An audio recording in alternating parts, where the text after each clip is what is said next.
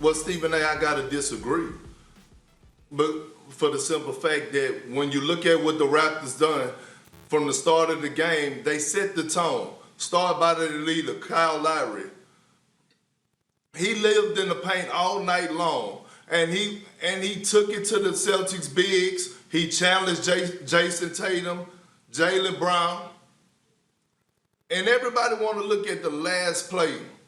And rightfully so. But let's look at the last 2 minutes. The Celtics was up 101-97. Okay. And what the Raptors did, they didn't hang their heads. They hung their heads on the defensive end, and they kept getting stops. They got stops. They forced Kemba Walker to a tough 21-footer that he missed. They forced Jason Tatum to a tough 3-point shot. And by the way, after that, what they did was Kyle Lowry and Fred VanVleet kept attacking to the basket, which tied the game up, right? So it's 101-101 with about 1.1 seconds left on the clock. Kemba Walker drives to the basket, makes a spectacular pass like you said. Okay, cool. Daniel Tice get a wide open dunk. Nothing wrong with that, but it's still time. The Raptors put themselves in position to actually give themselves a chance to win the game. And they did that because the pass that Kyle Lowry made was like one of the best passes I ever seen that was inbounded. He threw over a 7-6 taco fall. Listen, he threw over a 7-6 taco fall to OG across the court on the opposite side in the corner.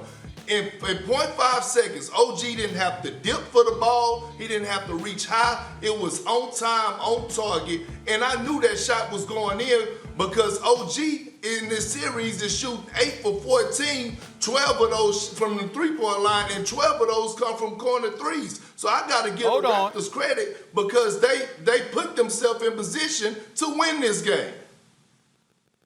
Well, they put themselves in a position to win this game, and if you want to give them credit for that, I got some cookies and milk for you. You can add that to the equation. Give that to them, too. You down 2-0. I'd like to think you're trying to put yourself in a position to win. But in the end, when you're talking about the Boston Celtics, Kendrick Perkins, you're up 2-0, okay? And guess what? Toronto couldn't pull away from you. The game was yours. It was a boneheaded defensive play, defensive scheme on their part in the last 0.5 seconds. Otherwise, they're up 3-0 in this series, and the series is basically over. So when you give Toronto credit, I'm not trying to sit up there and say that Toronto doesn't deserve anything. I know Toronto can play. They're the reigning defending champions, and I think they've represented themselves quite well without the services of Kawhi Leonard, who's now a Clipper. But it doesn't escape the fact that even in a desperate situation, down 2-0, absolutely positively needing this victory to save your season, okay? The bottom line is, with 0.5 seconds left,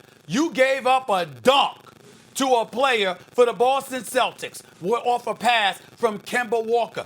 That can't be ignored. They should have lost this game, is all I'm trying to say. They should have lost.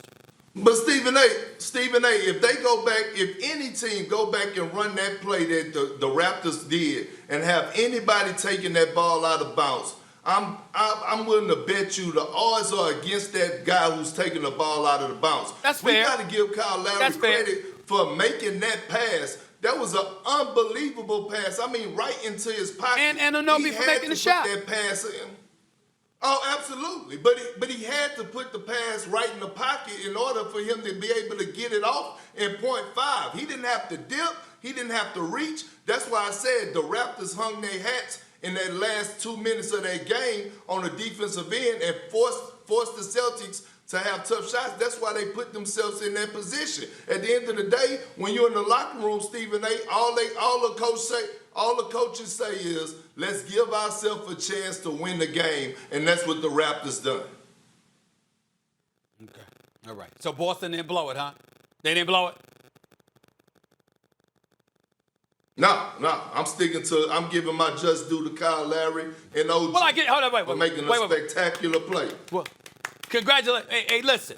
I'll give you that. Congratulations. Because if it was Max, it would have been 5 different positions. You stuck to 1 point and you held your ground. You're wrong, very wrong, but nevertheless, you were consistent with your position, and I applaud that, my brother. I applaud that. Good job. Good job. I mean, we can all agree it was one of the most beautiful passes I think we've ever seen. Absolutely perfect landing into the hands of OG Anunoby. And because of that, he becomes the 3rd youngest player in history to have a buzzer-beating winning shot in a playoff game. He just turned 23 less than a month ago. He follows only Luka Doncic and also Derek McKee. Thanks for watching ESPN on YouTube. For live streaming sports and premium content, subscribe to ESPN+.